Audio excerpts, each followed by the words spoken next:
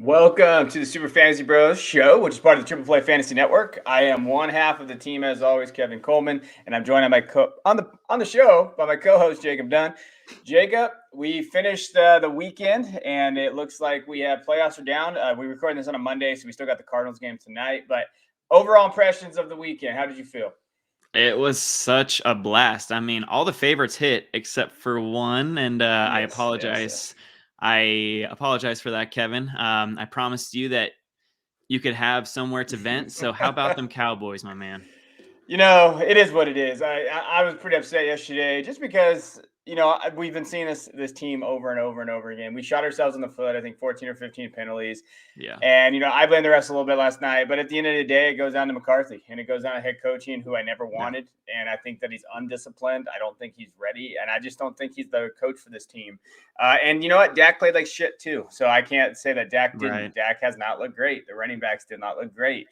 CD Lamb had a big drop. Like, there's a lot of things that happened in this game, and the end of the game is what it is. I don't blame the refs because you know what? You shouldn't have ran a draw with 14 seconds left. Or there's a lot of things that should have been known, but knowing that Dax should have went down earlier. Well, that's a coaching thing. Like, these are things that if he didn't get told that, then these are things that I think Jerry Jones is going to have to like address. But again, Jerry doesn't want to admit that he's wrong. So there's also that going on with Jerry, because Jerry just can't admit that he hired the wrong guy or whatever. So Right. I'm over it. I had There a you go. night's rest. I'm over it. Me and Matthew Berry are beefing over the Washington football team right now. So it's been a lot of fun. So on today's show, we're going to do a little bit differently on this, and we're going to be ranking the top 12 dynasty running backs right now. But we're going to do a little mini mock. So it's going to be a little bit of a different kind of twist on this. Basically, I'm going to get the first pick. Jacob gets the second pick, and so forth and so on. And we're just going to kind of run through a dynasty mock draft if we're going to basically select these running backs. So I think it'd be a little bit of fun and just kind of understand where value is at right now. We're going to be talking about a little bit of value trading, those type of things. But before we do that, I do want to give a shout out to Fantasy Points. We're an affiliate to their media group, and they do great work. Please go check out their website, and we will be getting you a promo code in about a month. Once the Super Bowl is over, have a promo code for you to go in there. You guys can get 20% off for their website, all their great tools, and we appreciate them as always.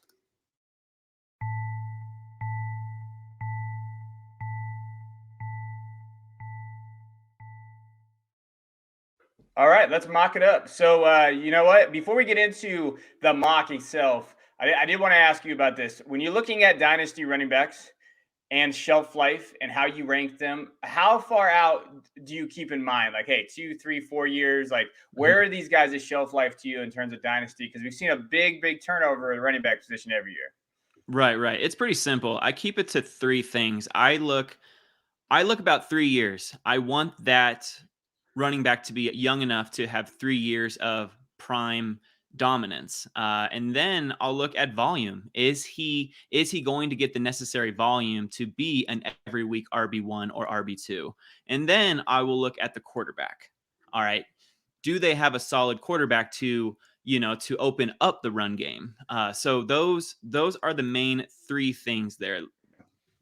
3 years, volume, and quarterback.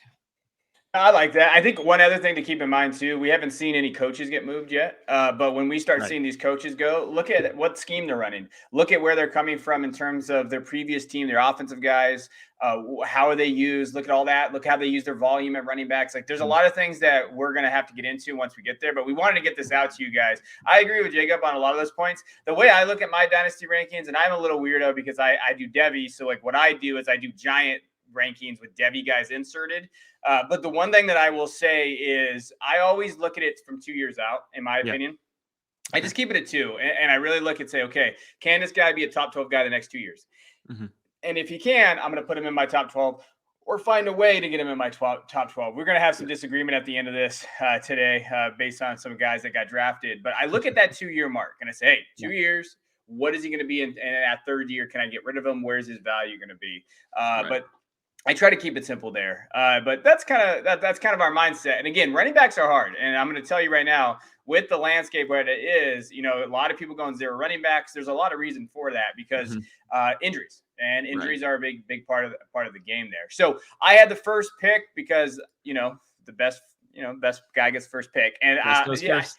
I just don't see how anybody cannot have Jonathan Taylor as a dynasty running back one right now. Yes. He's going. We recently did a mock where he went number 1 overall in a super flex draft. Yeah. And that's how high his value is. Now, would I take JT that high? No, in a super flex draft, but it's there. He's going as a top 5 asset in super flex drafts. He will be the 101 in single quarterback leagues next year in redraft leagues. I don't see anybody else taking that spot from him. He's 22. He's really a tier 1 by himself, in my opinion. I think that his value is about as high as it can get right now. I don't really see, barring an injury, that value going anywhere else. I understand Frank Reich's play calling, but hey, they might get an upgrade at the quarterback position. Yeah. They still use him in that volume. He still finished where he finished this year as running back 1 ahead of everybody else. And I don't see anybody going off of Taylor. Do you see Taylor ever leaving this? No, he is an absolute machine, all right? And like you said, he's 22. He is turning 23 this week, but he is incredibly fast. He can catch the ball. He runs with such power. I mean, he is the prototypical perfect running back right now. So, yeah, you definitely want him number 1 overall on your RB dynasty board.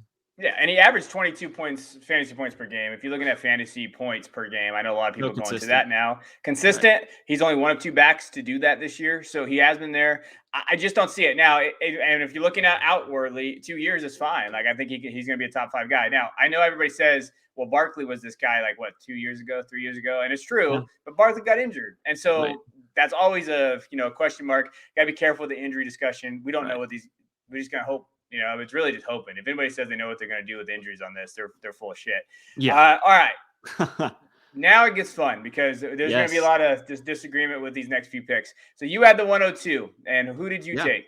And it can go absolutely anywhere after JT. Like you said, he is in a tier on his own. And then there's a bunch of RBs, promising and young. I'm going to go with Javonte Williams.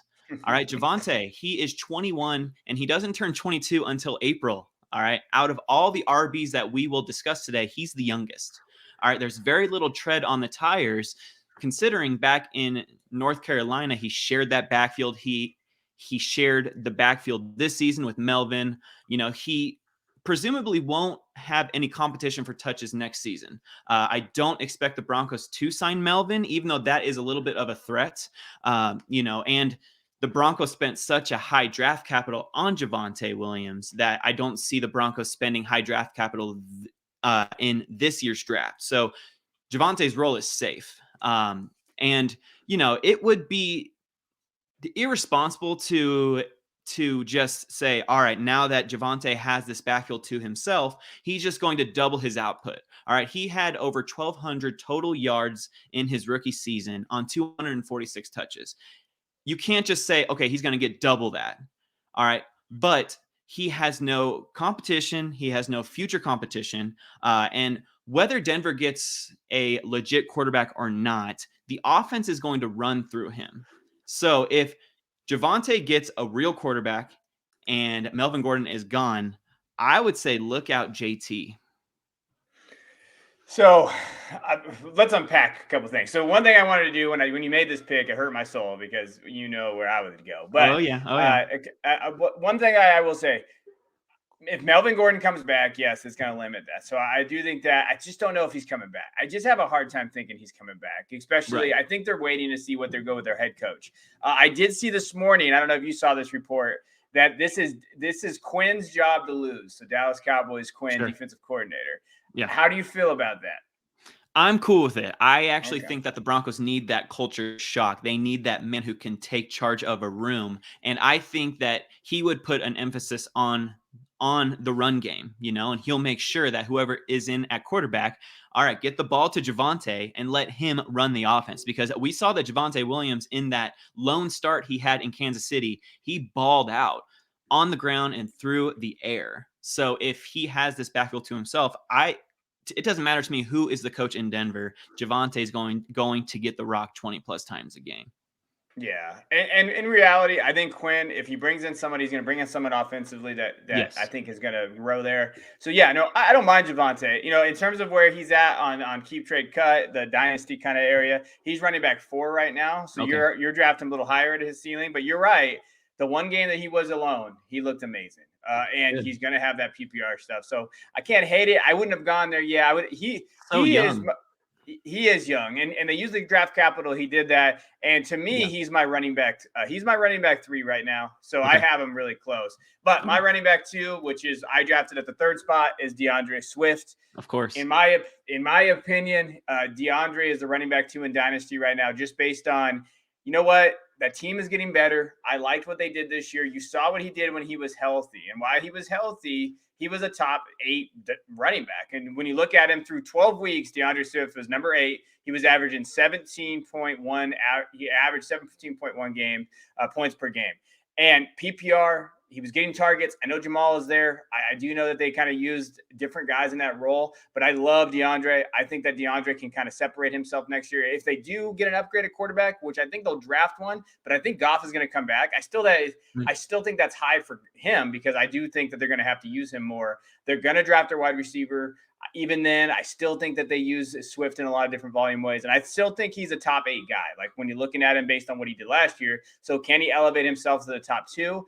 I personally think he can, just based on talent. I love Swift. And the only reason I took Javonte Williams over him is just because I trust Denver. I trust the Broncos organization over the Lions to bring in a quarterback to make sure that their RB gets all the touches. Now, Swift is a beast, and he's going to ball out on every touch. So it was really close for me. I just trust Denver over Detroit.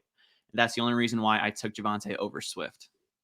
I think that's correct. I think, you're looking at it, especially with the usage that you saw. Now, when Swift was healthy, though, so I think Swift got healthy after week 9, and you saw week 10 and 11, man, he had 130 yards, 136 yards. He had a touchdown in that game. He had 10 targets total. 10 targets total. So when he got healthy, which I don't think he was necessarily all that healthy, and they're going to have to replace their offensive coordinator because they got rid of Anthony Lynn. So we're looking at a new offense here. Yeah. And I would say the guy that I actually kind of hope that they grab in there is either Deuce Staley. They just promote him.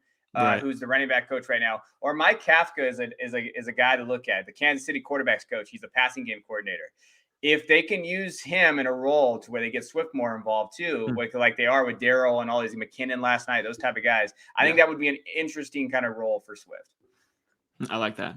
All right, let's move on. Who do you got at the 4th? All right, next pick, Najee Harris. All right, I know he's a little bit older, like he's 23, he's turning 24 in March, but I want a running back guaranteed 20 plus touches a game, presumably for the next 2 to 3 years, if health permits. All right. Yeah. Steelers are in the market for a quarterback, but like Javonte, Najee will be the focal point of that Pittsburgh offense, whether they grab a quarterback or not. All right. Aaron Rodgers has been heavily rumored there, but even if Rodgers doesn't go there, I trust Pittsburgh to grab someone competent at quarterback and run that offense through Najee Harris. And that's what I'm looking for, that guaranteed volume, and the age is not that old. All right. He's turning 24 next week. So I like that. Yeah, with him, with what you're seeing there, I think he's hurt. I think he was hurt towards the end of the year, that elbow, and there's other things going on. And that offensive line has not been great. I think they needed to improve that. But, I mean, I think the reality of who Najee was against Cleveland, which you saw him have 28 attempts, 180 yards, and a touchdown. Like, he can do that, improve the quarterback play. I think improve a little bit of offensive line. They're going to still have the weapons on the outside.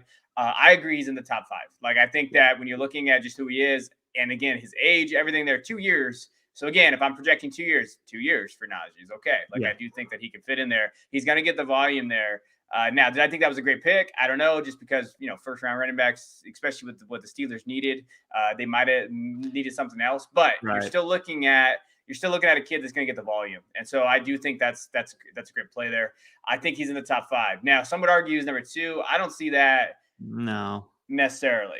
I would put him right now as about where you had him. He's number 2 on Keep Trade Cut. So realistically, you could move a Najee for maybe Javonte and maybe a little extra something. That would be an interesting kind of move in terms of where you're going to do with the value. Now, this next one was hard for me because I didn't know where to go. And I took CMC at the 105. And to me, I feel like it's a value.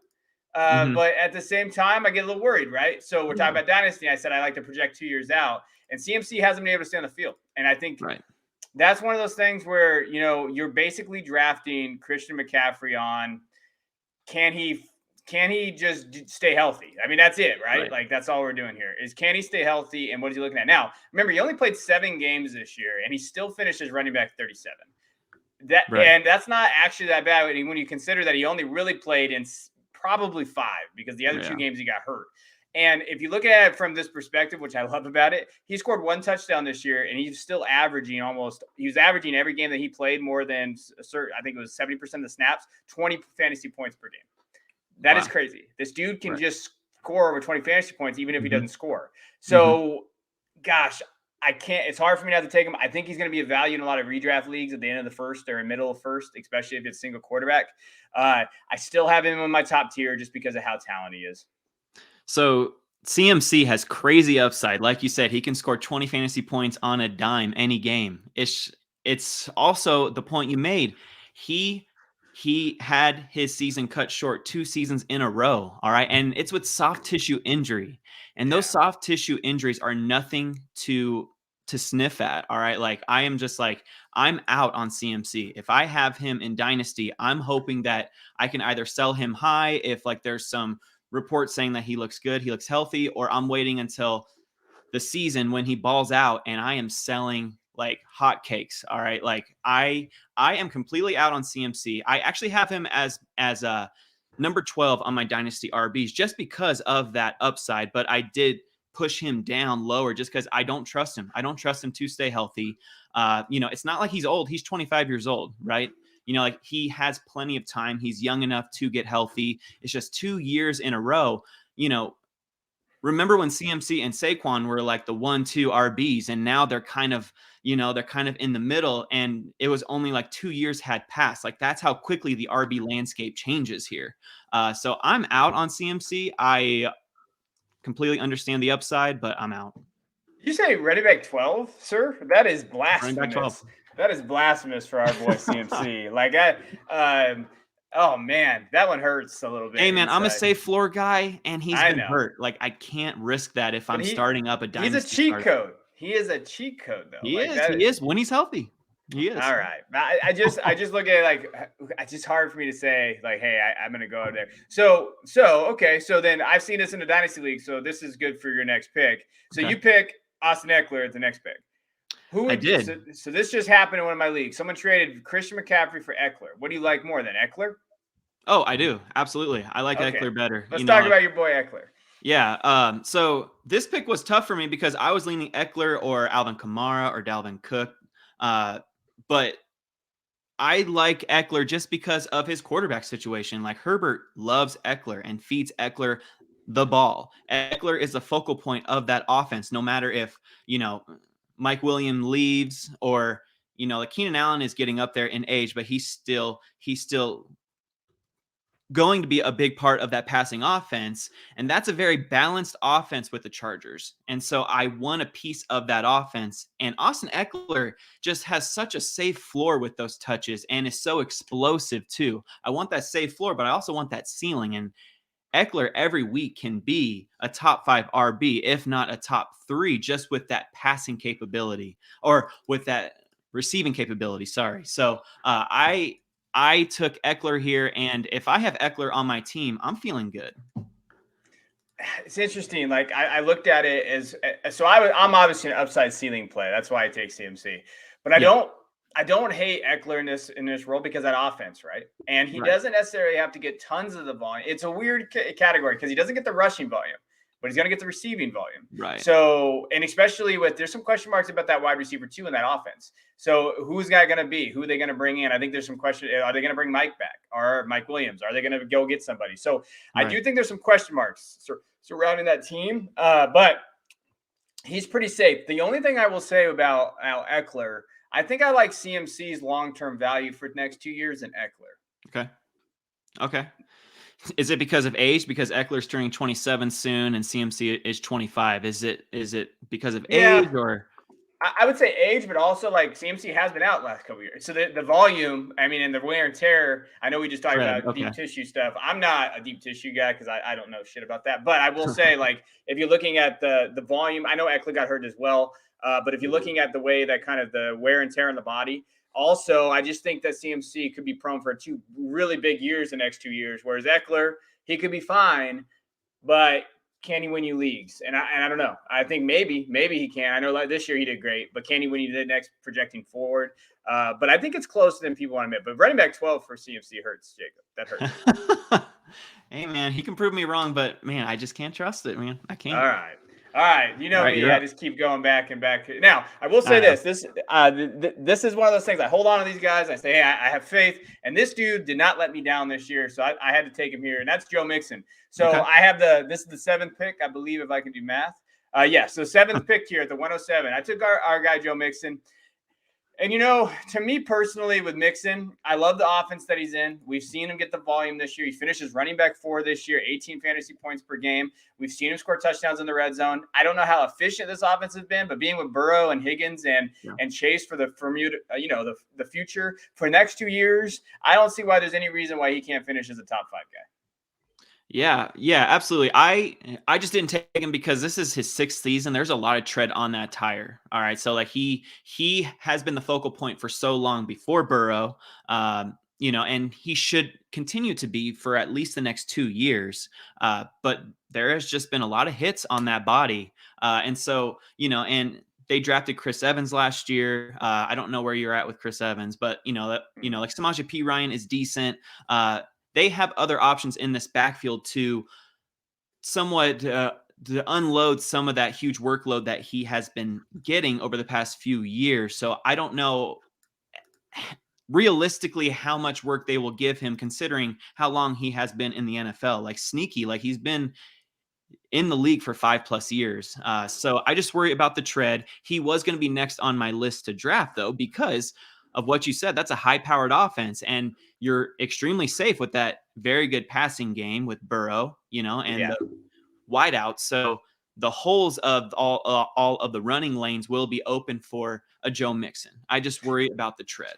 And to be able to be clear too, like the volume, he has the attempts and he hasn't put up the rushing yards that you'd like to see. But I think what's been impressive is that the last 2 games towards the end of that year, especially against Baltimore, Kansas City, he had 14 targets and he was really efficient there. And we hadn't seen that yet. Like we haven't seen that part of it. If he can add that to his game, now we're looking at a premier kind of top 5 guy in PPR, at least for 2 years, right? Like I do think there's some value there in terms of where he's at. So that's my way. All right, go to 108. Who you got?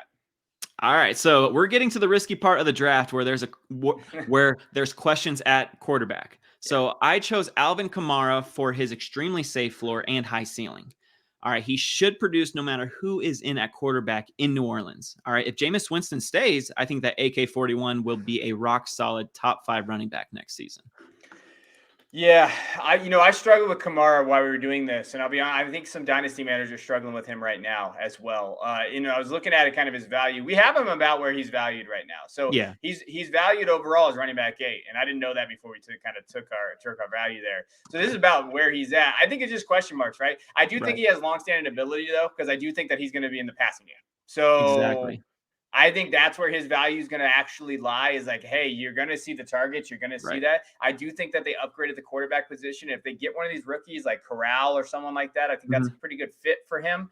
Okay. But he's a tough one to value right now because it's hard because you don't want to sell Kamara for one of the guys below him, but you might have to kind of project a little forward right now and say, hey, maybe I can get one of these guys in the draft or a 23 pick or something. Sure. But I do think next year he's pretty safe.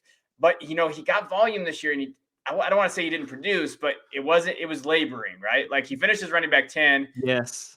And when you watched him out there, he was hurt a few of those games. We know that. But towards the end of the year, he came out a little bit. He still had a couple 20-point games, and he got the volume. But even in the game that he got the volume against Carolina and Miami, he still struggled. But he did get targets, so that's all that matters. Yeah, it was just such a mess at quarterback, and we all know that Taysom Hill ain't it, and Trevor Siemian ain't it. So hopefully it's Jameis Winston or, like you said, Kevin, a rookie quarterback. Hey. The Ian Book hate. What is this? Ian started again. Don't forget about my boy Ian Book. Come on. Notre Dame. Go read a book. Owen Dame. All right. Now, you know what? Next pick for me is just if you can't tell, I love upside, and I can't let this guy fall any more than this pick.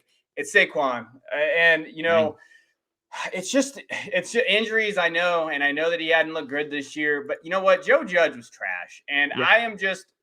I am hoping that they get an upgrade at that head coaching spot to where they're going to be able to hear this. Now, I do realize that Barkley could get moved also, right? I think he's got 1 year left on his contract. This is his fifth. So he definitely could get moved, and I know that. He's only 24, though, guys. He's still a top talent back in this playing. He did put up a couple good games at the end of the year. Obviously, against the Chargers, he had a good game. And towards there, I still think, he put up 100 yards against Chicago. Like, he wasn't dead. Like, he did do some good things there. I still think he's a top 10 guy, in my opinion. I'm not out on Saquon, but he's definitely more towards like 15, 16 for me, unless he gets moved. Like, I can see him getting traded to like the Patriots and just having a career resurgence, like going to a team that could utilize his talents. Because I watched a lot of Giants games this year, and Daniel Jones barely looks at him in the passing game. Now, is that because Barkley just doesn't have it? Was he playing hurt all year, which basically he was? Or is it just a Daniel Jones problem and he needs out of New York? I say as long as he is a Giant, he's kind of off my RB1 list. But he does have upside. So if he gets traded, like if you have him in Dynasty, it's like you are hoping that there's like a sneaky trade in the offseason to New England or Buffalo or someone who could actually use him in their offense. But if he stays a Giant, I have a tough time with him, Kevin. Well, okay, so let Saquon right now is running back 14 on keep trade cut. So obviously I'm a little higher on him than most. Would you trade Saquon? Let's say you have Antonio Gibson. Who do you want?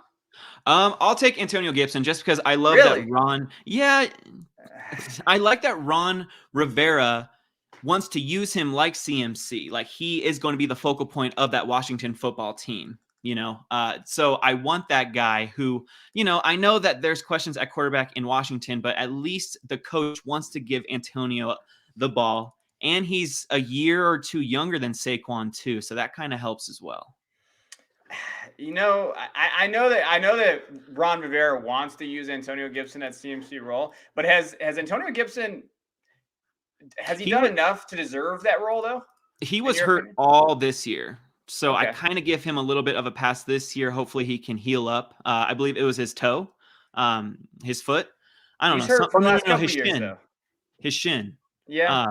So, I'm still holding out hope. Now, Antonio Gibson isn't in my top 12. He's still an RB2, but he's like RB5, or he's like RB13 or 14, and Barkley's 15. Like, I just trust Antonio Gibson a little bit more with age. I don't know, man. Saquon. He's only 1 year younger. Hey, come on. Like, we're talking about Barkley being there. I will just say Antonio Gibson has a very high trade value right now. He's running back 9 on keep trade cut. So Barkley's running back 14. That's a pretty big, I feel like, tier that I think you can kind of kind of go over and see, hey, can I kind of work some deals out here? All right, let's wrap this thing up. Who did you have at the 111? All right, I got Dalvin Cook. All right, Dalvin is very similar to Alvin Kamara in that we don't know who's going to be starting for the Vikings next season. All right, Kirk Cousins has been rumored to be on the trading block. My gut says that if the Vikings can't get an elite or even a competent quarterback in return, that Cousins will be back for another season, which will make Dalvin Cook a slam dunk RB1, getting all that volume in Minnesota. Hey, I like Dalvin. I think that, when you're looking at Dalvin and what it can do, it's just who's going to be there. Like you mentioned, right? Like, who's that guy going to be? And especially just with how talented he is there. Do you have an idea? Do you want Kirk to come back, or do you kind of want someone else to kind of come in there? If I have Dalvin Cook, I want Kirk back just because of the chemistry's sake. And Dalvin Cook doesn't have that many prime years left. He has maybe 1 to 2 years left. So you don't want to waste that on a new quarterback if you are a Dalvin Cook manager. No, you don't. It's tough, right? Like, I think they're in a weird spot. Like, and so I think the biggest question mark that I was having when I was thinking about Dalvin when we were doing this is like, can I project him forward more than 2 years or 2 years, right? This year, I think he's going to smash. I do think that is true, but he's coming to that weird kind of running back. I feel like that tier break, like that drop off. And can he be Derrick Henry? I think is the question, right? Can he kind of just And Derrick Henry is such a freak. I don't think so. Yeah, I don't think so either. It's close. All right, let's go to my guy that I'm never giving up on, and I cannot give up on it. So at the 111, J.K. Dobbins, and I'm going Dobbins here based on talent. I know he tore his ACL. I think he can come back. And just looking at volume, they've needed a running back in Baltimore. We've seen those other guys kind of do things, as you see, Latavius Murray and these other guys there. So I expect Dobbins to come back and put up running back one numbers. He's one of those guys I'm going to go grab, and he's one of those guys I think is talented enough to go do it. And right now he's running back 13 on keep trade cut, and I think that's too low. I love it. I have Dobbins as my RB6 right now. Oh, wow. Yeah, man. So you and me are just Dobbins stands right now. I just think that the Ravens need him. That was painfully obvious. Yes. I mean, like Devontae Freeman had a career resurgence in that offense, and he was dead. All right. He was raised back from the dead in Baltimore. All right. So if they can get Dobbins back, and I think that they take some workload off of Lamar Jackson, which gives Dobbins like an RB1 ceiling. I love him as a value next year in redraft, but especially in Dynasty, like you said, Kevin, go trade for him. He's a value, man. I think he's going to smash there. He's going to get the volume, and you want him in that offense, right? I do think that offense is an upgrade there, and I do think with him there, I think he would have had an amazing year this year, and then he got hurt. So I think so too. Yeah, man. All right, let's go to your controversial last pick, and then we'll talk about it and get out of here. All right, last pick. Call it a hot take if you want, but I'll take David Montgomery over the likes of Nick Chubb, Derrick Henry, and Antonio Gibson. All right, reason one, age. He's turning 24. Or no, he's 24. He's turning 25 over the summer. Reason two, the offense is going to run through David Montgomery, especially with Justin Fields still getting acclimated to the game. All right, speaking of, I believe in Justin Fields. The Chicago offense could be lethal if they hire the right coach and balance the offense just right. Lastly, Montgomery has such a safe floor. You know, like 20 plus touches a game are a given and has a nose for the end zone. So I'll take Montgomery there. I just think it's interesting there. Like, I don't mind Montgomery. It's just, again, flux, right? If he gets a new head coach. Sure. If the ball goes there, I think that's an interesting spot. Like, I do think if they get the Bills offensive coordinator, especially with Fields, they be able to create an offense for those guys. I do think that I'm not buying into the narrative of like Herbert, these other running backs that are there. That's just trash. Montgomery's the guy. 2 years, I don't hate it. He's around here right now. I will say on keep trade cut, he's valued at running back 16. Okay. So you're a little higher on most than him. I would probably have him around running back 14, 15 there. That's fair. So I know why Henry doesn't get picked. He's 28. Right. Foot injury. You know, there's there. Right. Chubb, I think there's some question marks about in PPR too. He doesn't catch balls. Exactly. So I think he's a running back too in PPR formats. And then if you're looking at these other guys that are there, I will say the two guys really quick. Elijah Mitchell. Could he get in here top 12 soon? Yes, he can if the Niners don't do anything over the offseason at running back. Like, I'm just scared that they're going to bring in someone else to compete for touches. Okay. And then the other guy I will say to keep an eye on is Travis Etienne. I know he's injured. He had his foot injury. There hasn't been a lot of talk about him. But you know what? He's 22. He's getting valued at running back 21 right now, which is insane. And I think that this is the time to kind of look at him and say, hey, maybe I can go out there and kind of get him thrown in some deals right now, especially in the offseason, and move some picks. And you know what? As a Debbie guy, I'll be honest. With this draft class, I don't hate trading a first for Etienne and maybe getting something else with Etienne, because I don't see a lot of running backs that I would be like, hey, yeah, he's better than Travis Etienne. So if we're looking at, I know you're going to ask me a question about the 2022 rookie class. I just don't know if they sneak in there. You know, Brees and Spiller are good. Walker is good. Kenneth Walker, these guys, they're not in the top 12 like we see these other guys. Like Bijan Robinson in 2 years is going to be a top 5 guy. Okay, wow. Okay. Travion Henderson in 2024 is going to be a top 5 guy. Coming in the league, he's going to get drafted, and we're like, hey, that's that guy. He's a Zeke, those type of dudes. I don't see a guy like that in this draft class, depending on landing spot. I was just going to say, now, let's say that Spiller or Brees Hall goes to Buffalo. Does that do they crack the top 10 or 12? I don't think so because of Devin Okay. Singletary. And I can't believe I just said that out of my mouth. I'm going to throw Wow. out. But Yeah. I think Singletary's looked good. I don't even know if they're going to draft a running back. I said that recently. And I just don't know if they're going to actually draft a running back in that Okay. spot. You know what I mean? And Right. so now you're looking at what spot really matters. The Falcons. You look at the Dolphins. Do you trust the Right. Dolphins? They have a new head coaching spot. Right. There's a lot of question marks, I think, about where these guys are going to land and a lot about them as a players. Now, I like these guys. I don't see anybody being a top 12 asset. So if you think like ETN can make that jump, and you can get something added to ETN, I'm okay with that. I like that a lot. That's fair. I'm going to do that right now.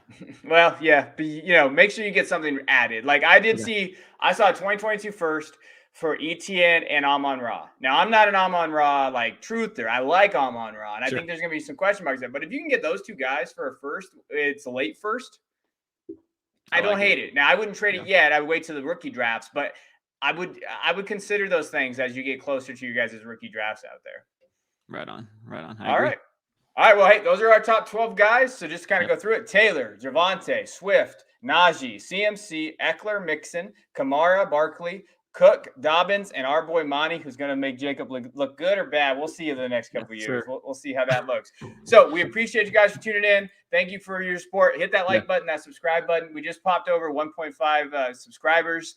We really appreciate you guys. And please, let us know what you're in the comments, what you think of our rankings. Do they suck? We like all criticism. So let us know what you think and how we're doing here. So appreciate you guys. We'll catch you guys next time.